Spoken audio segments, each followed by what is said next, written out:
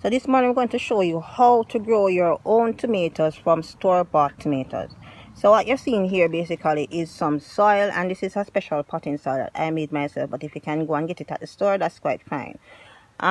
This is now the tomatoes. These are tomatoes that I basically had in my refrigerator, and they were getting soft.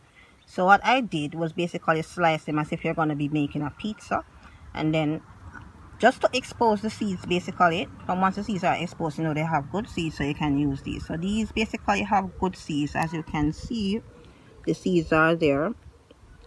So what I did is basically get a container such as this, a Tupperware such as this, and what I did, I filled the container about 2/3 of the way, right,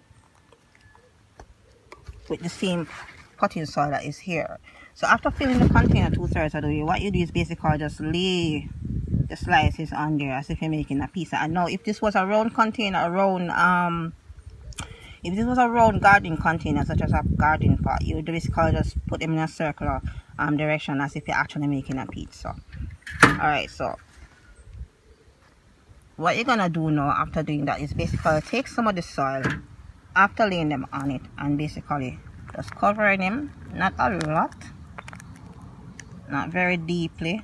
You just basically want to cover up the seeds very thinly, very thinly. So as I was saying, this is a potting mix that I made, but you can get this store potting mix that is already made for the purpose. So as I said, we just basically cover up, and this should take about 10 to 14 days before you can see the seedlings coming out. Now, not very heavy as I said, so this should basically be okay. And then what we're gonna do, we're gonna just add some water, just to water it.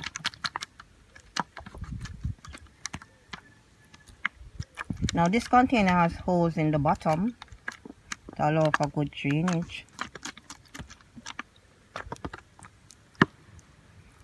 Alright, so there's a little bit of tomato being exposed here. We're gonna cover that, but we want to make sure that it's completely watered.